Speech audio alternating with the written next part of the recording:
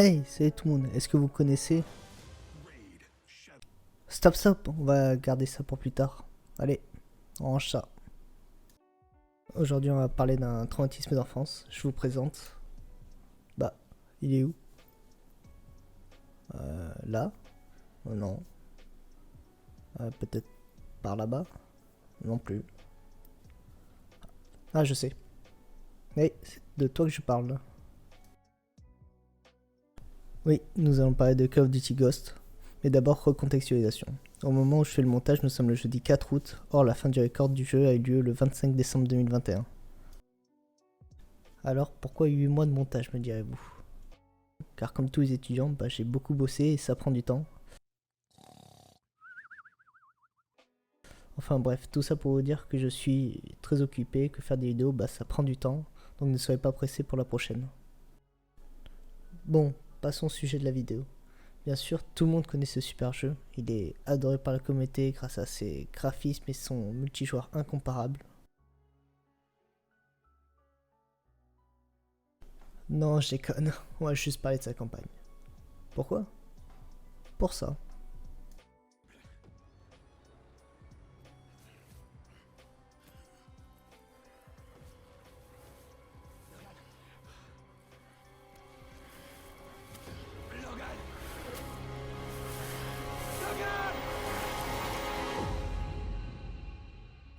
D'où ma question d'aujourd'hui.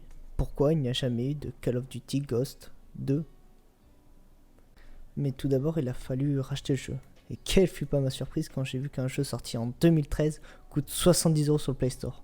Ils ne se font vraiment pas chier chez Activision. 70€, c'est le prix d'un jeu neuf. Go aller l'acheter sur le bon coin quoi. Bref, passons au jeu. Le jeu commence sur une histoire du daron qui nous parle d'une unité surpuissante appelée les Ghosts. Ouais, on s'en fout. Je vous en laisse un petit extrait quand même. Le sable et la poussière retombèrent. Un seul ennemi avait survécu. On le trouva dans le désert, errant sans but, traumatisé. Il mit en garde les autres contre cette force insaisissable et invincible qu'il ne pouvait qualifier que de surnaturelle. Il les appela Ghost. Allez, retournons à la maison. Puis nous commençons à jouer, nous incarnons Logan, quand soudain des missiles nous tombent dessus. Ces missiles proviennent de l'Odin. Mais qu'est-ce que l'Odin? L'Odin est une station orbitale capable de tirer des rayons à impulsion détruisant tout sur leur passage. Ce dernier a subi une attaque terroriste de la Fédération, les méchants du jeu quoi.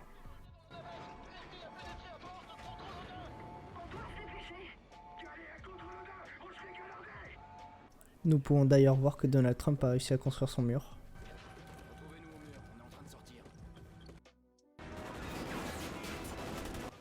Dès qu'on lance le jeu, on peut très vite se rendre compte que les ennemis sont nuls à chier.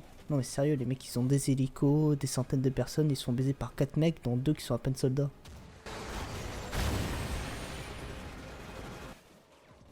Ici par exemple on est 5 et pourtant on tue une centaine de soldats, des hélicos et on prend facilement le contrôle d'une plateforme pétrolière hautement sécurisée. On détruit même la plateforme pour leur couper le ravitaillement. C'est vraiment putain de réaliste ce jeu. Et c'est pareil à chaque fois. Mais bon, ça c'est sûrement parce qu'on est des ghosts. Ah oui, j'ai oublié de vous dire. On est des ghosts. Car après une attaque de la base, on apprend que notre père est le chef des ghosts. Et on devient ensuite des ghosts. Mais bref, je veux bien que ça soit des super soldats, mais aucun ghost ne meurt dans le jeu. Ou alors tué par un autre ghost.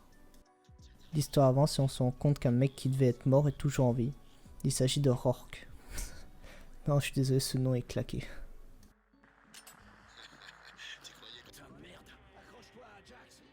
Rourke traque les ghosts et tue Ajax. On s'en branle. Mais pourquoi me direz-vous?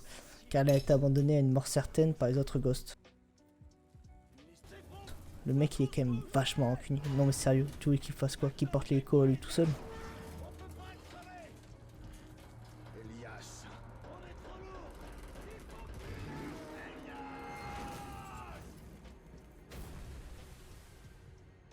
Rourke travaille donc pour la Fédération. Ah oui, j'ai oublié de vous parler de la Fédération. En même temps, on ne sait pas grand chose d'eux. On sait juste que c'est une entité qui réunit les pays sud-américains sous une même bannière. Mais on ne sait rien d'autre sur eux, on ne sait même pas pourquoi ils sont méchants. Sire, ouvrez, on en a gros. Bon, l'histoire avance et on fait plein de missions en dôme, comme couper l'électricité, détruire un bateau, détruire une plateforme pétrolière. Bref, on se fait un peu chier quand même.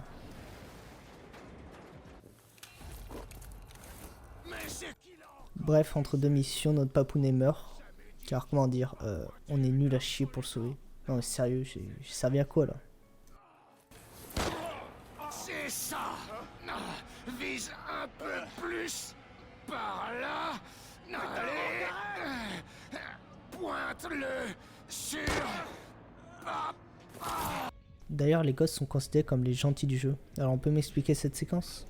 À cause d'eux, des dizaines de civils sont morts et eux, ils s'en branlent littéralement. Ah oui, j'ai oublié de vous parler d'un autre truc chiant. Tout le long du jeu, on récupère des fichiers Rorke dans des endroits improbables. Ces fichiers racontent des anecdotes banales, mais au moins, ça a le mérite d'être là. Je me rends d'ailleurs compte que j'ai pas beaucoup parlé de Rorke. Ce mec est le dieu des lâches. Il passe son temps à se cacher ou à s'enfuir. Mais lors d'une énième mission en dôme, on parvient à monter en son train pour commencer une vraie mission. Mais il y a quelques détails qui me dérangent dans cette mission. Genre là, ils arrivent à courir sur un train.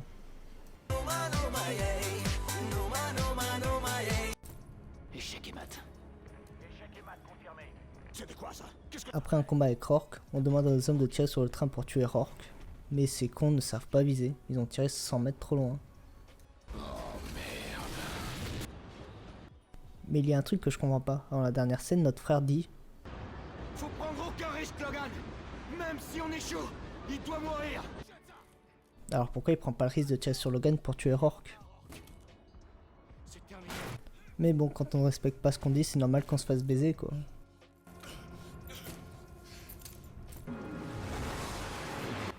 Bref, le train tombe dans l'eau, aucun mort. Je ne sais pas par quel miracle. Logan. On tire sur Rorke et on ramène notre frère sur le rivage.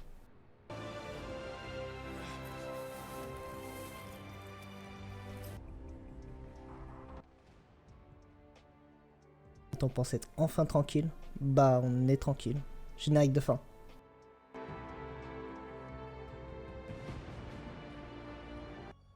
Et bam dans ta gueule. Logan se fait enlever sous les yeux de son frère, trop faible pour le sauver. D'ailleurs, faudra m'expliquer comment Rorke a encore la force de nous tirer, alors qu'il a pris une balle et il a failli se noyer. Mais Logan, qui lui n'a rien pris, n'a même pas la force de se défendre. Non mais sérieux, Logan, tu pues la merde. Logan.